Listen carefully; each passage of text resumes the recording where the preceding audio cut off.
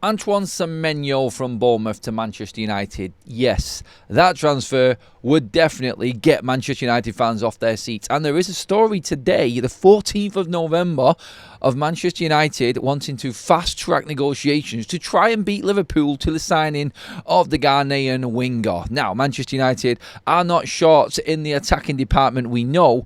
And where does Semenyo fit into a Ruben Amorim system? All of that in this video, the story of where Semenyo moving to Manchester United has come from, why we want him. Get your comments in below. Let me know what you think about this transfer. Not too long ago, in fact, just this morning, we was live here on Forever United TV. We were talking about Adeyemi fitting in at Manchester United. Could he fit in at a wing-back position? Because we've already got an abundance of 10s at Manchester United. Now, what about Antoine Semenyo? Now, I made the point earlier on that Adeyemi, going forwards, he's a 10, he's a striker, he's mainly a normal winger, and if I was going to spend 70 million quid, I would rather, yes, I said this earlier on, without this story, or knowing about this story, that I would take Antoine Semenyo instead. Prem-proven, powerhouse, goal scorer, and he's absolutely lethal.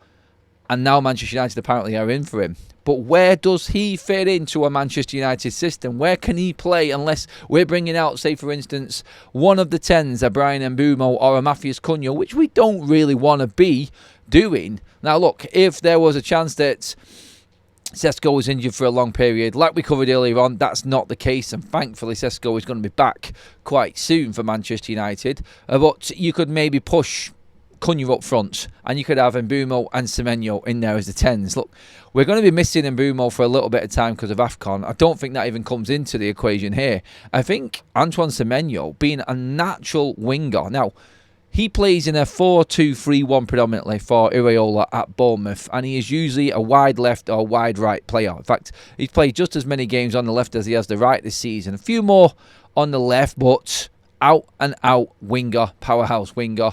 You could say left side of midfield, left side of attack, right side of midfield, right side of attack. There's a few different ways you could look at his game. He's very versatile in what he does. Could he be an option for Manchester United at right wing back, first of all? Because you've got to try and figure out, before we get into why Manchester United are looking at him, well, in fact, there's no reason to even get into why United should be looking at him. He's an absolute baller, and he would transform our team, our pace, our power, our strength. He would bring us a lot. And we would be lethal with him in our side. No doubt, he would transform any side that he goes to. But we're always trying to think here, I feel like, where does he slot in? Is he going to be on that left-hand side? Could he do what Dalot and Dorgu are doing right now? Is it in one of the 10 positions? Before you get into anything, you've got to try and figure out where he does fit in for Ruben Amorim and what he wants. Now, obviously, we know that Ruben Amorim's system is very versatile, but still, I struggle myself to figure out where he fits in. Is he just a case of one of these players that comes along that you can't say no to? Now, we do know within the contract of Antoine Semenyo, he has a clause in there. He's just signed this contract, by the way, and he's got a clause in this contract which allows him to leave for certain football clubs for a certain price. Now, the price is going to be upwards of 60 million quid, perhaps even closer to 80 million, according to this report. Now, that, I think, when you look at it, probably is fair value. Manchester United were looking at Semenyo earlier on in the transfer window in the summer, but the offer that was on the table reportedly was nowhere near what the likes of Brian Mbeumo and Matthias Cunha were being offered. Whether that story is true or not, it's neither here nor there right now. And Manchester United are reportedly back in for Semenyo again. Why wouldn't they be? He's quality, like we keep saying. Liverpool, people would say, are closer to getting this deal done. But then I'm looking at Liverpool's attack and I'm going, where does he fit in with Liverpool's team right now? He's not going to start for Liverpool when you look at what they've got. So they've got issues on their own in the 10 position, out wide, who's playing there. That's a Mo Salah position on one side. And then you're looking at what? An Ekitike or a Gakpo on the left-hand side where Semenyo might play. I don't think he's got a chance of playing up front, which he never really does anyway. So I'm looking at this and I'm going, there is actually a chance where he's got a better chance of fitting in at Manchester United than Liverpool. Now, what he prefers, I have no idea. What might happen going forward, we're going to have to wait and see until the January transfer window opens, because in this story and in this report, Manchester United are looking to fast-track all negotiations to bring Antoine Semenyo in to Manchester United to try and get him before Liverpool get locked in on him. Now, whether Liverpool can afford him or not in January, we've got no idea with the amount of money that they spent. Manchester United might have a few more pennies available than Liverpool do in January. And I think this is the only advantage Manchester United have got right now. If Semenyo wants to leave in January, then Manchester United are in the best position to bring him in.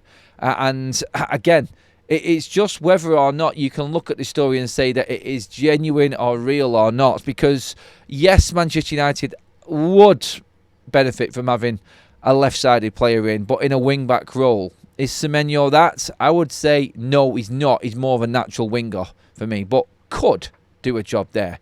Are you then square peg in the round hole again, as I always say? Is it just trying to find a place for somebody there because he's a quality player, but we don't really need him in that position? That would be the argument that I would always put across. That would be the way that I would look at this. And ultimately, when you do nail it down and when you bring all of the information to the table, Semenyo is one of them Robin Van Persie type players you didn't expect to be available, all of a sudden has become available, and you can't say no to. You've got to try and find a place for him in your side.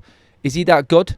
Is he worth that money? When you look at his stats this season, 11 goals in the 11 games Premier League, 6 goals, 3 assists. So he's just under a goal involvement every game at the moment. Only behind Erling Haaland on the goal scoring charts in the Premier League right now. So, like we've said, Prem proven from that left side. Would you be taking away them goals though if you played him at left wing back?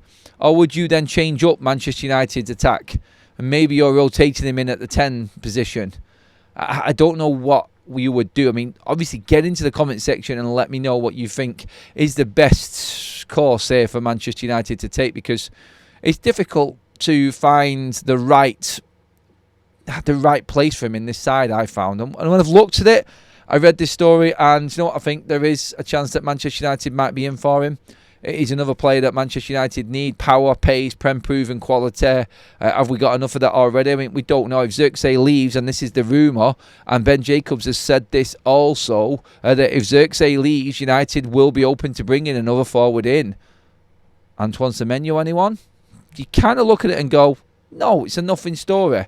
And then you look at it and you go, well, actually, if you actually do move Xerxes on, you've got another quality player there. And then you're talking real depth.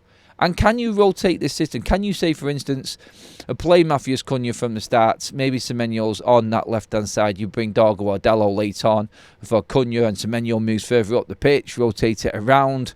This is Manchester United at the end of the day. You're going to need a quality squad to compete at the highest level. And if Ineos are serious about taking Manchester United forward again, then are players like Semenyo too good to turn down?